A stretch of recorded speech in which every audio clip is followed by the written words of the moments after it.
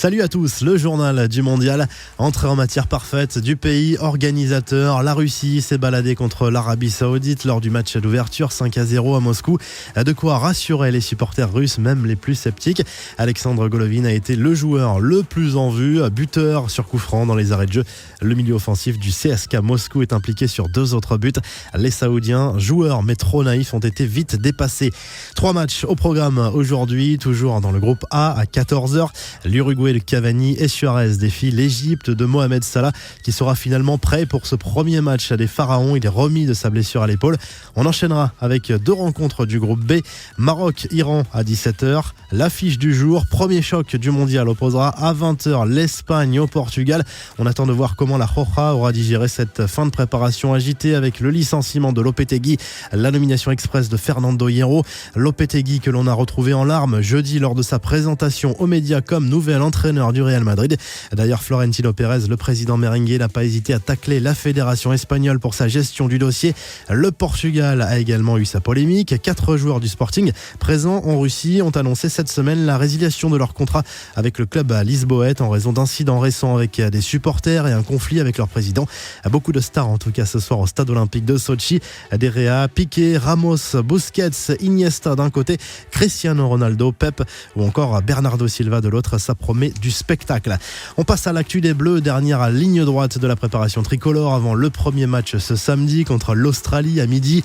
Première info importante, Antoine Griezmann va pouvoir se concentrer à 100% sur le mondial après avoir réglé la question de son avenir. L'attaquant des Bleus a décidé de rester à l'Atlético Madrid. On l'a appris jeudi soir lors de la diffusion d'un documentaire, une mise en scène déjà très critiquée. Autre info importante, Djibril Sidibé reste dans le groupe des 23 en Russie, longtemps incertain en raison de douleurs au genou persistantes. Le latéral monégasque est maintenu dans la liste définitive des Bleus pour la Coupe du Monde. Kylian Mbappé est à la une de l'équipe ce vendredi. Le quotidien sportif dévoile une longue interview du jeune attaquant français qui n'hésite pas à se montrer ambitieux pour ce mondial. L'objectif, c'est de gagner, confie notamment le Parisien. Il évoque sa culture de la gagne et insiste aussi sur l'importance de maintenir la même ambiance positive dans le groupe pendant toute la compétition. Le quotidien sportif confirme par ailleurs que Didier Deschamps devrait laisser Olivier Giroud sur le banc contre l'Australie au bénéfice a priori d'Ousmane Dembélé. Un choix sportif sans doute pour apporter encore plus de vitesse à l'attaque française. Aucun lien visiblement avec la blessure à la tête de l'attaquant de Chelsea samedi dernier contre les États-Unis. Noël Le Graët s'est exprimé devant les médias ce jeudi. On a appris 2 choses importantes. D'abord que Didier Deschamps restera en place jusqu'à l'Euro 2020, quoi qu'il arrive en Russie. Le patron de la FFF a également parlé des primes des Bleus pour ce mondial. Et le calcul est simple, ce sera 30% des sommes versées par la FIFA à la fédération. Somme qui dépendra bien sûr de la performance des Bleus en Russie. En cas de sacre mondial, chaque joueur touchera un peu plus de 400 000 €. Et puis James Rodriguez a fait l'impasse sur le dernier entraînement de sa sélection. Le meneur de jeu de la Colombie n'a pas participé à cet entraînement collectif en raison d'une fatigue musculaire. Alerte a priori sans gravité selon son coach.